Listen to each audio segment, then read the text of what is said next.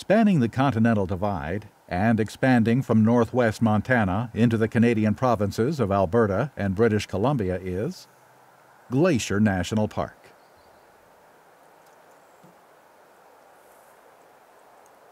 Glacier National Park is more than a preserve. It is an outreach to Waterton Lakes National Park in Canada, an alpine backfence over which American and Canada clasp each other's hands and say, "Peace, neighbor." And so these two parks, Canada's and America's, form the world's first international peace park. Waterton Glacier, memorializing the longest unguarded border on Earth. This is the crown of the continent.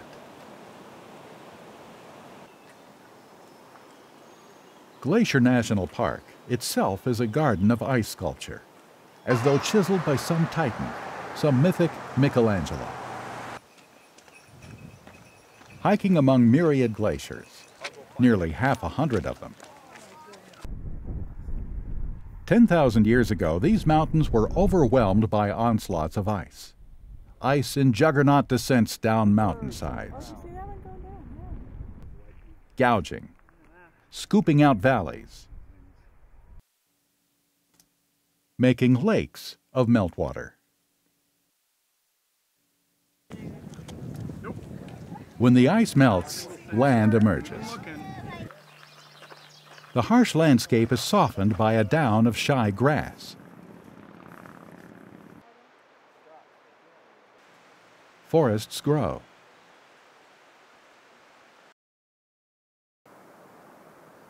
Flowers bloom. And wildlife proliferates.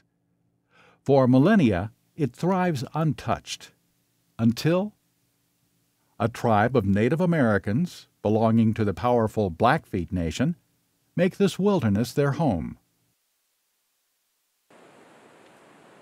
To them, this is a sacred place, with good hunting for meat and hides, and remedial plants for medicine.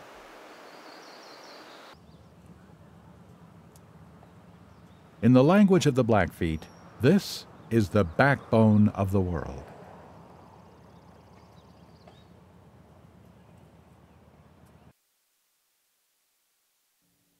After centuries of silence, broken only by birdsong, the moanings of a train whistle.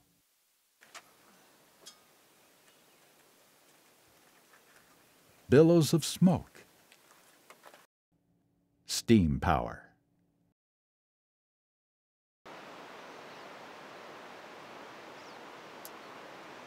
With multiple blasts through the Rocky Mountains, the Great Northern Line completed America's first continental railroad. Passengers were encouraged to deboard at the newly created Glaciers National Park. Today, Glacier is one of the few national parks with an Amtrak train stop inside the gates. Door-to-door travel.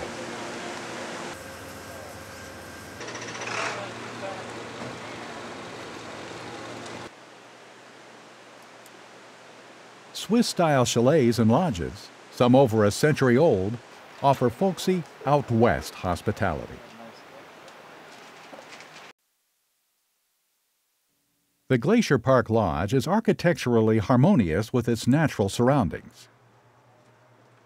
Inside, supporting its high roof, are pillars of Douglas firs from Oregon, 40 feet high.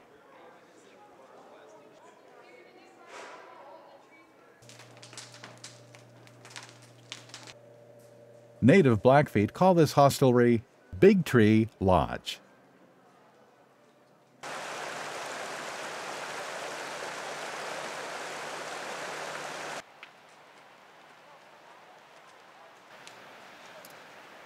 Lake McDonald Lodge is built of rough-hewn cedar. Inside are reminders of its hunting lodge origins.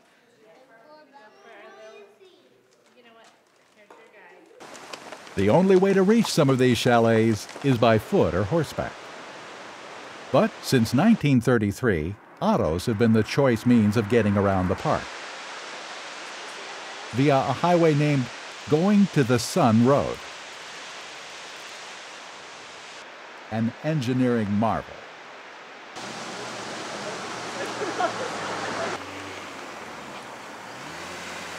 This is one of the most scenic roadways in the world, winding up and over the Continental Divide at Logan Pass.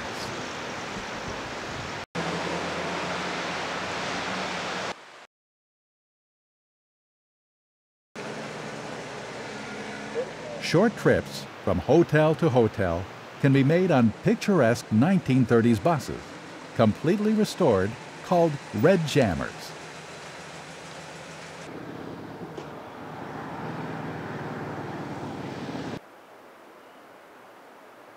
High mountain meadows are crossed on boardwalks, so visitors won't trample the plant life.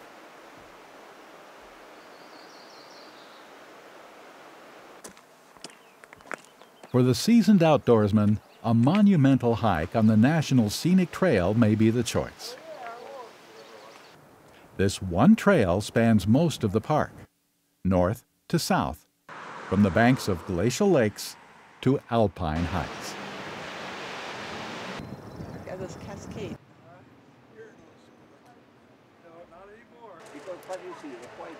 The U.S. and Canada Glacier Waterton Parks. These are a unique monument to world peace, the hoped-for peace in most every human heart.